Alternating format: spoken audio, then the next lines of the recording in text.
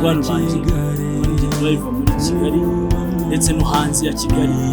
Abantu bifuza ko twakorana, mukeneye driver, mukeneye umushoferi wo ku munsi, so mugema mukeneye nko kujya nko mu ntara cyangwa se mukeneye nko gusohokera nk'ahantu muri Kigali, mukeneye nko kujya mu bukwe, urabizi ko nta wundi mushoferi mugomba guhamagara igihe kibi tugomba gukorana. So ndanababwira yuko mfite amamodoka meza cyane nkodesha mu mujyi wa Kigali.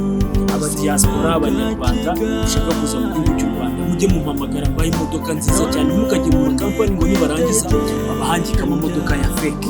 Cyangwa imodoka mwayibonye ko ari imodoka nziza cyane, imodoka dukodesha ku kwezi cyangwa se ku cyumweru. So guys, ndagira ngo mbabwire yuko n'ahandi mugomba gukora imodoka nziza cyane atari muri kampani iwacu.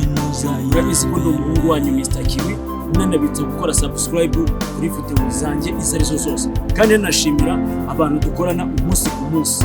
Hari abantu bampamagara bakamakazi ka driver, abo bantu muri nkora mutima ndabakunda cyane, kandi niwana kuba muhora munzirikana ibintu by'agaciro.